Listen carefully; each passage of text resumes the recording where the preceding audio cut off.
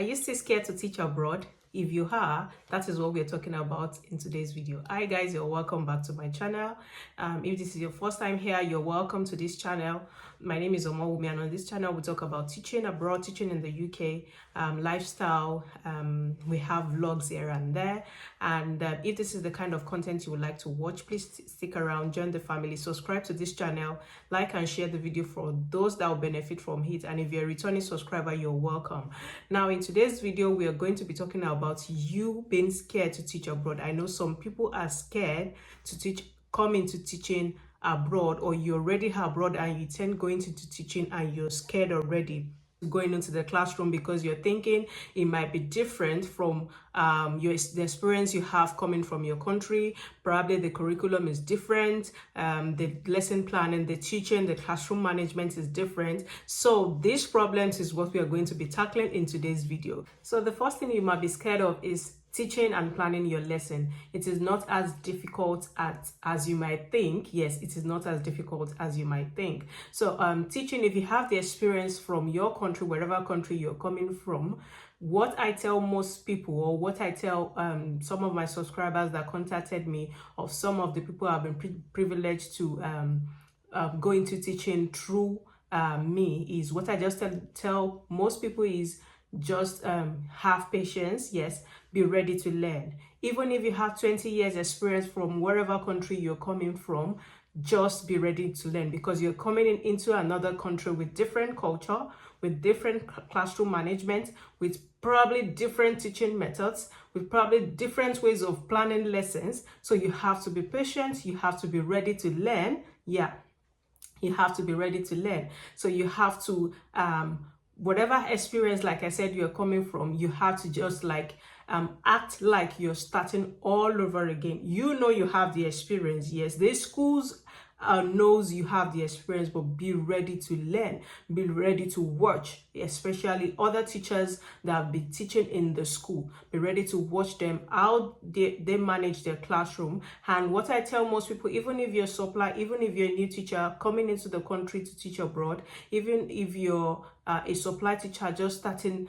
teaching abroad, you have experience from another country, is first thing you should do in that school is what you should do is to read the school rules and regulation, because you are coming into another country which is different from yours. So you have to read the school rules and regulations, and then you know how you're going to go about it, probably managing your classroom, which is one of the key essentials most people are actually dealing with. Like in my last video, I had got in the comment section, someone was asking how he or she can manage a classroom, especially the 10th grade.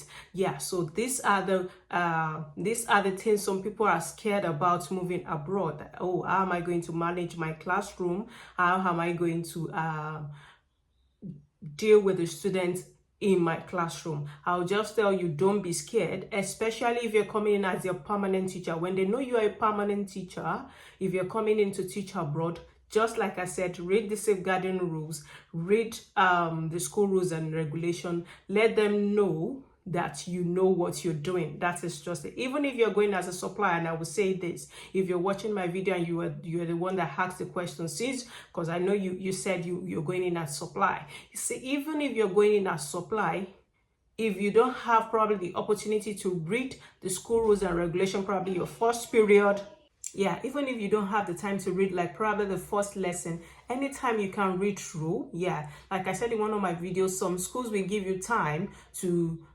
like the first period. If you're going into that school for the first time, you might not be given the first period, just for you to go through the school rules and regulation, for you to acclimatize yourself with the school environment. So you might not be given it the first period in some schools, not all schools. But if you're given, you can just probably during the break or your lunch time, just try and check through the school rules and regulation, or even before your next class, go straight to the school rules and regulation, check through the behavioral management. It is always in their school pack, because as supply, your first time you're in each school, they will give you like a pack whereby you have everything about the school map, the school rules and regulation, the behavioral management will be there, what that school in particular is using. And when you use some words in the classroom, especially if you're supply, if you use, because if you're a permanent teacher coming into the country teaching abroad, probably you would have gone through some trainings. Yes, you would have gone through some trainings, so this one might not be for you. So probably you're going in as supply, like I said. When you mention some words in your classroom, they know, oh, this person knows what he or she is doing. If probably you tell them you have the first warning, you have the second warning, then I'm going to give you probably this, and after that will be detention. They know this person knows what he or she is doing, and they will sit tight, because most students abroad, when they see supply, they believe it's time to play, because they know this is not our regular teacher. Yeah, so, and if you're not being able to still control your class, don't hesitate to get the on-call team, yes, for your class. Don't hesitate to get help, depending on what the school system uses. Don't hesitate to get help for your classroom, and to help you deal with the students that are actually disrupting your classroom, and then you can go on with your lesson. Don't hesitate to do that. Yeah, so now another thing that you might be scared of teaching abroad is your accent. Yeah, so some people are scared to teach abroad because of their accent. Yeah, because of probably the way they speak the English. Probably if you're moving to an English speaking country, and you're coming from a country whereby the general language is not English, but you can speak English, because before you can move abroad to some countries, most especially UK, you have to be proficient in English language. Now, you might be scared of your accent. Probably you think, oh, would I be able to communicate well with my students? Would they be able to hear what I'm saying? Would they be? I am not from the UK. Yes, I am not born and bred here, but in my country, okay, I can say the general language is we have different languages, but I can say we have like a common language, in which even in schools we are taught in English language. Yes, but coming into the UK to come and teach as a teacher, in your accent is not the British accent. But don't be scared. Yes, don't be scared of coming in because of your accent, or probably the way you speak the English language. When you come in, you will fit in well. Yes. As long as you're proficient in English language, you will have good to go. Don't worry about your accent. Don't worry about the way you speak your English language. Don't be scared. As long as you're proficient in English language, you are good to go. Yeah, another thing is you have to learn to adapt. Yes, you have to learn to adapt. Now, you're coming into another country, you know, everything is different. Like I said, the culture is different, the rules and regulation is different, the classroom management is different. So you have to learn to adapt, just like I said with patience, just like I said with learning. You also have to learn to adapt. Don't say, oh, I'm a no-nonsense person, I can't take this in my classroom. No, you have to be patient, especially if you're teaching some certain age. You have to be patient, and you have to learn to adapt with the culture and the school regulations, the school rules and policy. You have to learn to adapt. That is another thing I would like to talk about. And another thing I will also talk about and mention is, if you're coming in and you're coming in from a country whereby English is not a general language, or probably you were not even taught in English, but you can speak English, you can take some TEFL courses on how to teach English language, on how to speak English language, because we have some teachers coming, there are teachers coming abroad to come and teach English.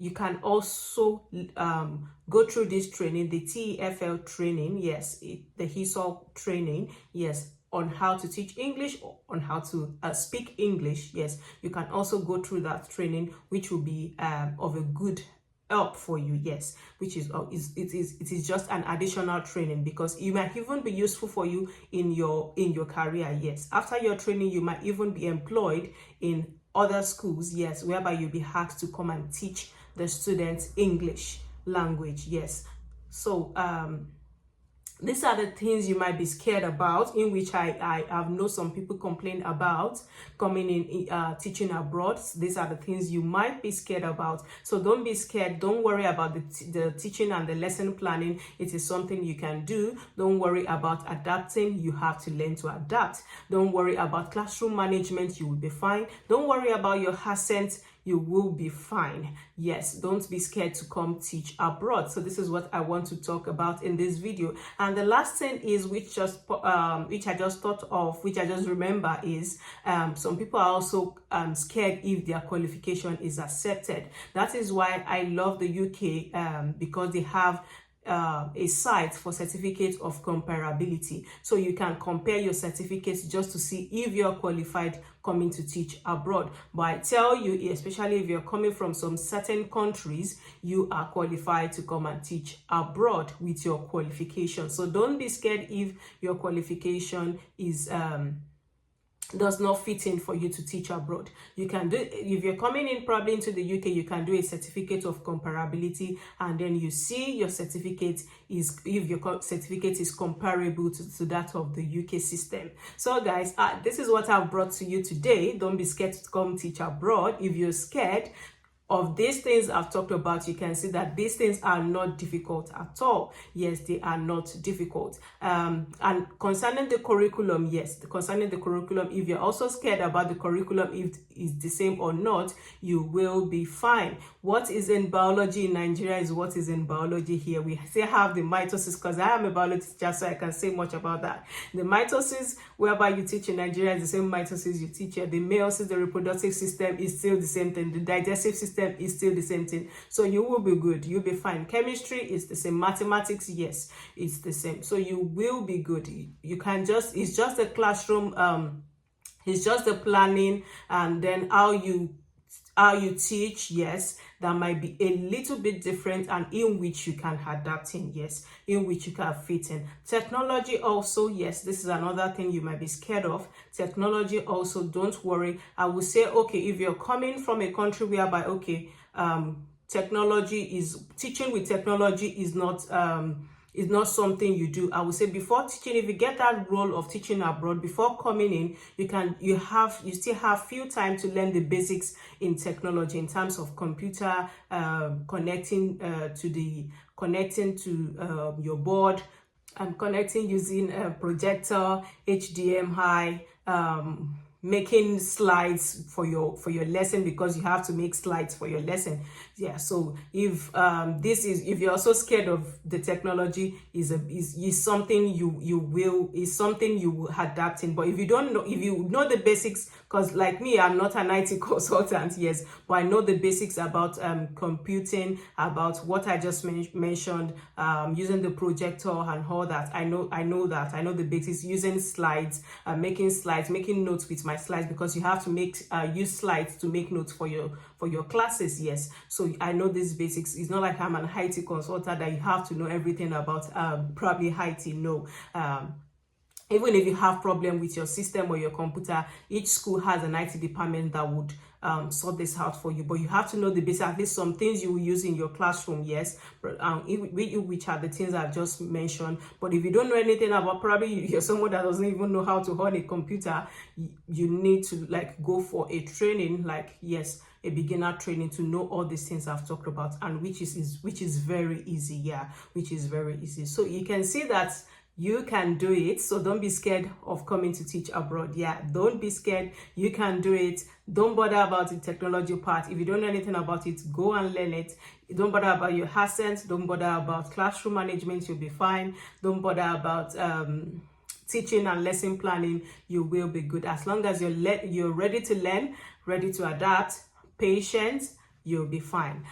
This is what I've brought to you today, guys. Please subscribe to my channel, like and share this video for someone that is scared to come to teach abroad, that will benefit from this video. And I will see you guys in my next video.